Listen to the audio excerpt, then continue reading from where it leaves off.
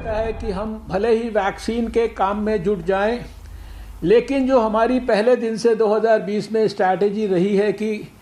किसी भी कीमत पर हमें लैक्सिटी नहीं आने देनी है। जो हमारा टेस्टिंग से लेकर और ट्रैकिंग तक और ट्रैकिंग से लेकर आइसोलेशन और ट्रीटमेंट, उस काम में जितनी हमने मुस्तैदी से उस काम को किया है, उसको हम कहीं पर भी पीछे ना छोड़ें, कमी ना उसमें छोड़ें। तो ये सिर्फ एक प्रकार से मैं आपके साथ थोड़ा सा शेयर करना चाहता था कि आप वहाँ से अपना ध्यान जो है उसको किसी भी कीमत पर, जो हम कोविड के खिलाफ जंग लड़ रहे हैं, जहाँ तक नए स्ट्रेन की बात है, नए स्ट्रेन के संदर्भ में आप जानते हैं कि पहले ही दिन से एक रणनीति बनाकर काम हो रहा है। हमारी जो लेबॉर्ट्रीज़, जहाँ पर हम अब 5% ऑफ ऑल द केसेस, उनको हम लोग जो है आने वाले समय में उनकी जीन सीक्वेंसिंग करने वाले हैं। और उस विषय पर भी जहाँ एक तरफ पैनी निगाह रखी गई है, आप सबका ध्यान मैं ओवरऑल स्ट्रैटेजी की ओर दिलाना चाहता था कि हम उसमें किसी भी प्रकार की कमी ना छोड़ें। आप जानते हैं कि 2 वैक्सीन्स, जिनका नाम कोविशील्ड है और कोवैक्सीन है, ये देश के लिए उपलब्ध होने की स्थिति में आ गई हैं। और हमारी कोशिश ये है कि एकदम बिना किसी रुकावट के, जिसे कहते हैं कि सीमलेस लास्ट माइल डिलीवरी इन वैक्सीन्स की, हम सारे देश में उस स्थान तक पहुंचा दें जहां पर हमको अपने फर्स्ट फेज़ के अंदर हमारे को किस प्रकार से जो अपने प्रायोरिटी ग्रुप्स हैं उनको वैक्सीनेशन देना है। आपकी जानकारी के लिए करीब 4 महीना पहले हमारे प्रधानमंत्री जी ने एक नेशनल एक्सपर्ट ग्रुप बनाया था वैक्सीन एडमिनिस्ट्रेशन के लिए, वैक्सीन डिलीवरी के लिए, वैक्सीन की स्ट्रैटेजी, वैक्सीन से जुड़े हुए सारे विषयों का निर्णय करने के लिए, सारे जगह से फीडबैक्स लेने के लिए, जिसमें डॉक्टर वीके पॉल और हमारे जो सेक्रेटरी हेल्थ हैं राजेश भूषण जी, ये हमारे जो है उसके एक्सपर्ट ग्रुप के को चेयर रहे हैं। और साथ में इसमें आप जानते हैं कि 5 हमारे देश के रीजन्स से 5 स्टेट्स के रिप्रेजेंटेटिव, सब रिलेटेड एक्सपर्ट्स, सारी रिलेटेड मिनिस्ट्रीज़ के एक्सपर्ट्स, और लगातार 4 महीने तक इस ग्रुप ने बहुत डिटेल में विस्तार से सारी चीज़ों के ऊपर निर्णय लिए हैं। और जो डिटेल्ड जितनी भी गाइडलाइंस इत्यादि बनाई गई हैं, आपसे शेयर की गई हैं, देश भर में ट्रेनिंग्स की गई हैं, ये सारा हमारे उस ग्रुप के मार्गदर्शन में हमारे यूनियन हेल्थ मिनिस्ट्री के हमारे सीनियर ऑफिसर्स ने वो सारी की सारी चीज़ें उनको मॉनिटर किया है। और अभी हमारे को जैसा कि आप सब जानते हैं, क्योंकि वैक्सीन जिस भी मात्रा में देश में या दुनिया में बन रही है, और उस मात्रा से सारे दुनिया या देश के सभी लोगों को एक साथ वैक्सीनेशन करना संभव नहीं है। इसलिए कुछ प्रायोरिटी ग्रुप्स किनको पहले वैक्सीन देना है ये तय किया गया है। और उसी कंटेक्स्ट में पहले हमारे फेज़ में हमने जैसे हेल्थ केयर वर्कर्स, चाहे वो प्राइवेट सेक्टर में हो चाहे वो पब्लिक सेक्टर में हो, उसके बाद हमारे जो फ्रंट लाइन वर्कर्स हैं, और उन फ्रंट लाइन वर्कर्स में जैसे पुलिस के, सेंट्रल पुलिस के लोग, आर्म फोर्सेस के लोग, होम गार्ड्स के लोग, हमारे सिविल डिफेंस ऑर्गेनाइजेशंस के लोग, डिज़ास्टर मैनेजमेंट से भी जुड़े हुए वॉलंटियर्स, जो हमारे रेवेन्यू वर्कर्स हैं जिन्होंने हमारे कंटेनमेंट और सर्विलेंस के अंदर एक्टिवली काम किया, प्रिजन स्टाफ, और ये म्यूनिसिपल वर्कर्स। और फिर इसके अलावा जो हमारा जो फिर नेक्स्ट जो कैटेगरी है, ये करीब 27 करोड़ जो लोग हैं, ये 50 साल से उम्र के लोग, जिसमें वो सब भी जिनको बीमारियां हैं और बाकी सब भी, और फिर 50 साल से कम के भी जिनको विशेष रूप से कोई भी कोमॉर्बिडिटीज़ हैं। अभी आप सब जानते हैं कि हम पहला जो हमारा कैटेगरी है 1 करोड़ हेल्थ वर्कर्स और 2 करोड़ फ्रंटलाइन वर्कर्स, इनसे हम लोग अपने काम को शुरू कर रहे हैं और उसी काम को हम ठीक प्रकार से स्मूथली करें, इसी के लिए ये वास्तव में ट्रायल रन है। आप सब ये भी अच्छी तरह से जानते हैं क्योंकि सभी लोग हेल्थ में काम कर रहे हैं। यहाँ आज हमारे साथ सभी देश के मिनिस्टर्स हैं, सभी हेल्थ सेक्रेटरीज़ हैं और जैसा मुझे पता लगा है कि मिशन डायरेक्टर्स भी यहाँ पर हैं। और मेरे साथ यहाँ इस कमरे में राजेश भूषण हमारे यूनियन हेल्थ सेक्रेटरी हैं, 2 हमारे एडिशनल सेक्रेटरी वंदना गुर्रानी जी और डॉक्टर मनोहर अगनानी जी हैं यहाँ पर, और additional commissioner universal immunization programme के doctor Mahesh Agarwal, doctor Pradeep Haldar, doctor Veena Dhawan और डॉक्टर इंदू ग्रेवाल, सब सीनियर ऑफिसर्स भारत सरकार के यहाँ मेरे साथ बैठे हैं। आप सबने, हम सब ने मिलकर देश में हमारे पास जो यूनिवर्सल इम्यूनाइजेशन प्रोग्राम है, जिसमें 12 टीके हम सारे देश को लगाते हैं लगातार निःशुल्क, उसका बहुत बड़ा अनुभव है। देश से हम लोगों ने पोलियो को समाप्त किया, उसके लिए हमने पिछले 2 दशकों में पोलियो के इम्यूनाइजेशन को एक साथ सारे देश में किया है। मीजल्स और रुबेला का इतना बड़ा कैंपेन हमने देश ने किया है। और इसके साथ साथ इस अवसर पर मैं ये भी कहना चाहता हूँ, आपको सबको कॉन्फिडेंस आपके पास पहले ही है कि हम बिना किसी भी ग्लिच के एक ग्लिच फ्री इलेक्शंस इस देश के अंदर आयोजित करते हैं, जिसमें कि एक बूथ लेवल तक हम सारी की सारी व्यवस्थाएं करते हैं। पिछले समय में आप ये भी जानते हैं कि लगातार देश में जो हमारा कोल्ड चेन का इक्विपमेंट है, यानी कि वैक्सीन को हमारे सेंट्रल सिस्टम से, वैक्सीन मैन्युफैक्चरर से हमारे रीजनल वैक्सीन स्टोर्स तक जाना, डिस्ट्रिक्ट तक जाना, नीचे प्राइमरी हेल्थ सेंटर सब जगह तक जाना, उसके लिए जितनी भी कोल्ड चेन की रिक्वायरमेंट और लॉजिस्टिक्स जो विशेष रूप से कोविड के कंटेक्स्ट में ज़रूरी है और जो हमारे पास पहले से उपलब्ध थी, और उसमें स्टेट्स के साथ कंसल्ट करके वो सारे जो गैप्स हैं उनको पिछले समय में हम लोगों ने पूरा किया है। उसके लिए जो जो चीज़ें खरीदनी थी वो सारे इक्विपमेंट्स कोल्ड चेन को, सारी व्यवस्था को स्ट्रेंथन करने के लिए किए गए हैं आपके साथ कंसल्टेशन करके। इसी के साथ साथ आप ये भी जानते हैं कि सारे देश में पिछले कुछ महीनों से एक डिटेल्ड ट्रेनिंग का प्रोग्राम चल रहा है, जिसमें नेशनल लेवल पर 2300 से ज़्यादा लोगों को ट्रेन किया गया। उसके बाद स्टेट लेवल की ट्रेनिंग्स, उसके बाद जो है डिस्ट्रिक्ट लेवल की ट्रेनिंग्स, नीचे लेवल तक जिन लोगों ने आखिर में वैक्सीनेशन देना है, हमारे वैक्सीनेशन से जुड़े हुए हमारे जो कार्यकर्ता हैं, साथी हैं, यानी हमारी जो हेल्थ की जो नीचे की टीम्स हैं, उन सब लोगों को भी करीब जो है ये ट्रेनिंग प्रोसेस कंटिन्यूसली चल रहा है। सभी देश के डिस्ट्रिक्ट्स में ये प्रोसेस हो रहा है और इसमें भी हम लोग आपसे आग्रह करना चाहते हैं, जहाँ भी किसी भी लेवल पे कोई भी ट्रेनिंग का काम अगर बाकी हो तो उसको जल्दी से जल्दी उसको पूरा कर लेना चाहिए। जो हेल्थ वर्कर्स का डाटा बनाने का जो काम स्टेट्स को दिया गया था वो भी काफ़ी बड़े पैमाने पर कंप्लीट हुआ है। जहाँ तक मुझे जानकारी है कि लगभग ये 2.30 लाख यानी 2,30,000 हेल्थ फैसिलिटीज़ का डिटेल्ड डाटा जो है वो अब तक जो है वो उपलब्ध कराया जा चुका है।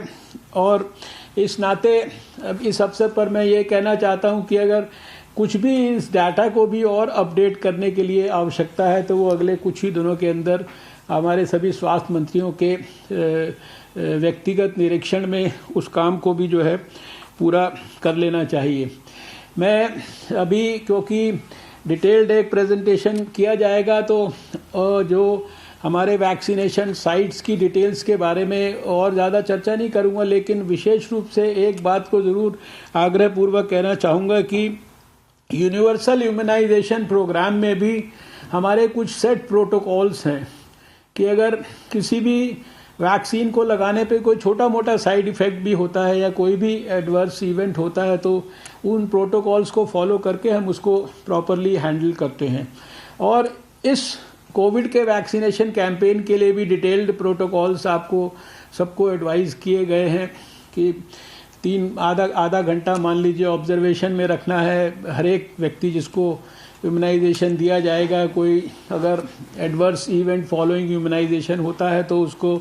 उस इम्यूनाइजेशन साइट से हेल्थ फैसिलिटी में ट्रांसफ़र करने का जो पूरा मैकेनिज़्म है उसकी चिंता है, या जो वहाँ पर जो इमरजेंसी किट है उस किट में एड्रेनलिन है या दूसरी दवाइयाँ क्या क्या होनी चाहिए, ये सारी की सारी चीज़ें ये आपको सब बताई गई हैं। इनको विशेष रूप से हम चाहते हैं कि स्वास्थ्य मंत्री लोग इनके ऊपर विशेष रूप से और ख़ासकर जो टास्क फोर्स और स्टीयरिंग कमेटीज़ स्टेट लेवल पर और जो डिस्ट्रिक्ट लेवल पर और नीचे ब्लॉक लेवल तक बनाई गई हैं और जिसके अंदर जो साथ में कहा गया है कि एनजीओज़ का जो रोल है उसको हम विशेष रूप से ज़रा स्ट्रेंथन कर लें। ये बहुत तरह की मिस इन्फॉर्मेशंस, अफवाहें, गलत तरीके से हमारी जो सारी चीज़ों को प्रचार करने का भी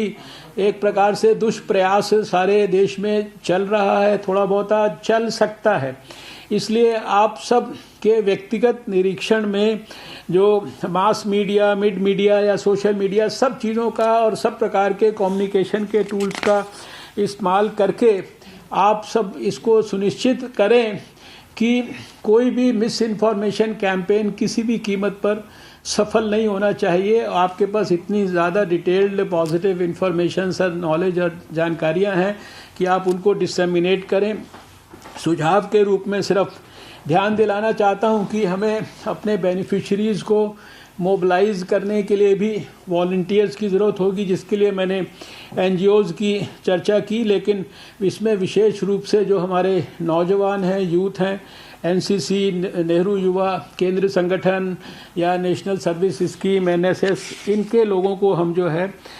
इन्वॉल्व कर सकते हैं। अभी जो पहला विषय है वो ये था जो हमारा कोविड वैक्सीनेशन से जुड़ा है। इसी के साथ एक दूसरा बहुत महत्वपूर्ण विषय, शायद उसके लिए हम दोबारा इतने नज़दीक से नहीं मिल पाएंगे, वो है 17 जनवरी को हमें सारे देश में एक साथ मिलकर पोलियो के खिलाफ जो हम नेशनल इम्यूनाइजेशन डेज इस्तेमाल करते थे, जिसमें सारे देश के हर 5 साल से छोटे बच्चे को एक साथ हम 2 बूंद पोलियो की, ओरल पोलियो वैक्सीन की देते थे, वो 17 जनवरी को सारे देश में होना है। इसके संदर्भ में मुझे इतना कहना है कि आप जानते हैं कि दुनिया के भारत समेत अधिकांश देश पोलियो मुक्त हो चुके हैं। भारत को और दक्षिण पूर्व एशिया के 11 देशों को तो 27 मार्च 2014 को विश्व स्वास्थ्य संगठन से भी सर्टिफिकेशन मिला, और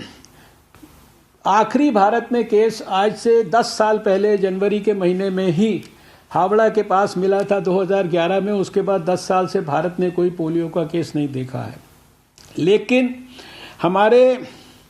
पड़ोस के 2 देशों के अंदर लगभग जो लेटेस्ट 123 केसेस जो है, विशेष रूप से जो वाइल्ड पोलियो वायरस जो है टाइप 1, इसके अभी भी जो है पाए गए हैं। और इसके कारण, और इसी तरह से एक जो वैक्सीन डिराइव्ड पोलियो वायरस होता है उसके टाइप 2 के कुछ केसेस साउथ अफ्रीका में भी मिल रहे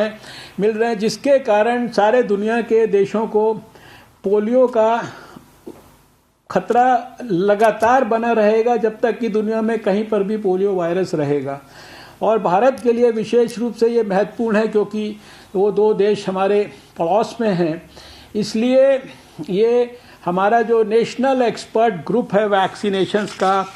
उसने अपने सभी अंतर्राष्ट्रीय और राष्ट्रीय एक्सपर्ट्स की सबकी डिस्कशन और एडवाइस के बाद ये तय किया है, और ये आपको सबको कम्युनिकेटेड भी है कि 17 जनवरी को सारे देश को मिलकर, ताकि हमारा पोलियो के खिलाफ हमारे देश का जो इम्यूनिटी लेवल है वो एक बार दोबारा से हम स्ट्रेंथन करके रखें, ताकि किसी भी बाहर से आने वाले खतरे का, पोलियो वायरस के, हमारा देश अच्छी तरह से सामना कर पाए। तो 17 जनवरी को ये नेशनल इम्यूनाइजेशन डे होगा, और जैसा अब तक आप जानते ही हैं कि पहले दिन वो पोलियो केंद्र पर बच्चों को लेके माँ आती है, और फिर अगले 2 दिन उसमें जो लेफ्ट आउट बच्चे होते हैं उनके घर में जाकर उनको ढूंढकर वैक्सीनेशन देना होता है। तो आपसे ये अनुरोध है कि जहां एक तरफ आप कोविड की तैयारियों में लगे हैं, कोविड के वैक्सीनेशन के लिए ड्राई रन कर रहे हैं, अपने अपने सेंटर्स को सुनिश्चित कर रहे हैं, स्ट्रेंथन कर रहे हैं, उसी के साथ साथ आप ये 17 तारीख के लिए national immunisation day for polio vaccination की जो तैयारी है, इसमें किसी भी प्रकार की कोई आप कमी ना छोड़ें, कोताही इसमें किसी भी प्रकार की किसी भी लेवल पर ना हो। और अदरवाइज भी कोविड के कारण जो हमारे रूटीन इम्यूनाइजेशन की सर्विसेज हैं, नॉन कोविड सर्विसेज हैं, वो किसी भी रूप से प्रभावित ना हो, इसके बारे में आप सब हमारे स्वास्थ्य मंत्री लोग अपने सभी अधिकारियों के साथ मिलकर इसकी गहराई से, गंभीरता से तैयारियां और देख रेख आप कर ही रहे होंगे। मुझे पूरा विश्वास है कोविड के इम्यूनाइजेशन को भी उसी प्रकार से हमें एक जन आंदोलन बनाना है, जो कि बराबर हमारे प्रधानमंत्री जी ने हमें हमेशा मार्गदर्शन किया है, प्रोत्साहित किया है। जिस प्रकार से हमने पहले पोलियो के खिलाफ जंग को जीतने के लिए भारत ने किया। तो मैं इन शब्दों के साथ अभी आप सबके सामने हमारे जो डिपार्टमेंट के एक additional secretary doctor Manohar Agnani, वो ऐसे IAS ऑफिसर हैं, पेशे से डॉक्टर भी हैं, और इस जो कोविड के वैक्सीनेशन कैंपेन के लिए सारे देश के लिए वो हमारे मिनिस्ट्री की तरफ से एक प्रकार से नोडल ऑफिसर हैं। आपको कोई भी उससे संबंधित कोई इश्यूज होंगे, बात होगी, कोई आपको कम्युनिकेशन करना हो, तो हमारे मिनिस्ट्री में हमें बोलना हो भाई एक ऑफिसर इनसे आपको कम्युनिकेट करना है, तो वो डॉक्टर मनोहर अगनानी है जो एडिशनल सेक्रेटरी हैं। मैं अभी उनसे ये निवेदन करूंगा कि वो एक संक्षिप्त में एक आपके सामने प्रेजेंटेशन रखेंगे, जिसके कारण आपको सारी चीज़ों का अच्छी तरह से ध्यान भी आ जाएगा, और उन बातों को हम चाहते हैं आपके साथ अगले कुछ दिन और विशेषकर कल के ड्राई रन में आप उनके ऊपर फोकस करें। तो मैं डॉक्टर मनोहर अगनानी से रिक्वेस्ट करूंगा, और उसके बाद अगर कोई विशेष कोई बात अगर किसी मंत्री ने इस विषय पर अवसर पर कहनी होगी तो उसको भी ज़रूर सुनेंगे हम लोग। डॉक्टर मनोहर अगनानी जी। धन्यवाद सर, आपने अपने उद्बोधन में सभी महत्वपूर्ण बिंदुओं को छू लिया है सर। फिर भी आपकी इजाजत से एक संक्षिप्त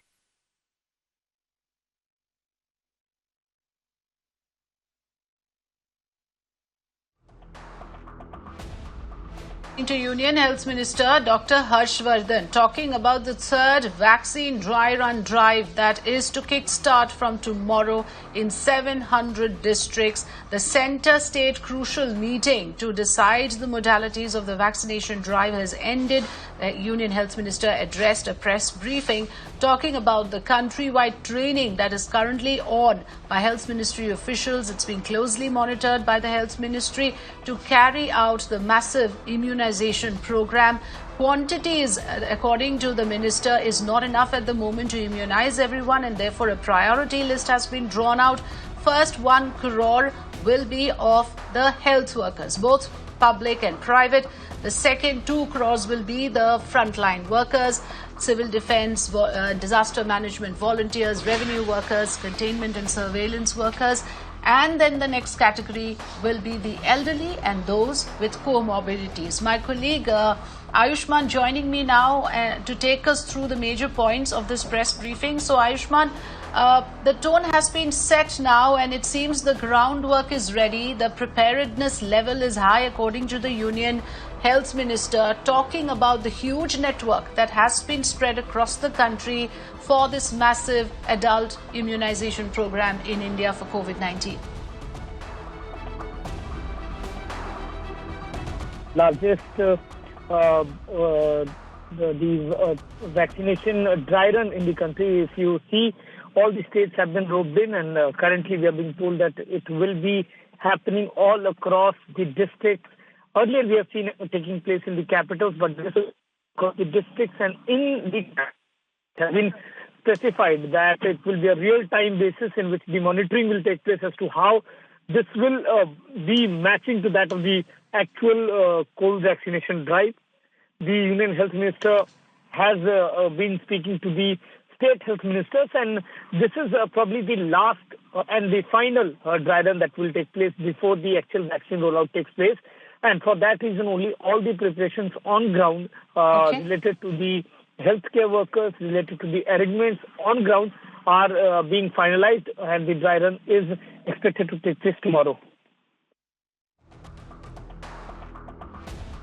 Right. So the third and the final, possibly the final is what Ayushman says, final dry run for the vaccination program to kickstart tomorrow in 700 districts. In terms of the cold chain storage, the minister highlighted a few points. He also talked about misinformation and how that should be busted and the correct information should be disseminated. So these two areas of concern have been adequately addressed, Ayushman? Yes, Afriza, if you see, there has been a lot of rumors surrounding the vaccine rollout, in that it has been said that the vaccine is purely safe, the safety has been determined, but still there are rumors, and that's why the minister himself made it clear that not just at the national level, but also the state levels, at district level, and even block levels, the communication should be clear, the social media must be used, and the leaders must engage to dispel any kind of doubt that is there, because currently, if you see, India has got 2 vaccine candidates which have got the approval, and the rumors regarding this will only hamper the confidence that people have in the vaccine. And currently, India has identified population of about 30 crore. So in the first leg of vaccination, it will be very, very important to understand that any kind of adverse effect which in all likelihood may happen should not go out in the public domain as if this was something that was not planned, or this is something which is extreme adverse effect. So for that reason only, communication is something that the government is banking upon, and they have said that the states have also been told about the adverse effect, and the preparations in that direction has also started. Yes, the minister, of course, said that all gaps are being closed with those states which had issues with storage, etc. Also, safety nets are being created, checks and balances put in order. That's what the health minister said in his address to the media about the dry run that is going to kickstart tomorrow, the third time in India. Thanks for joining us, Ayushman.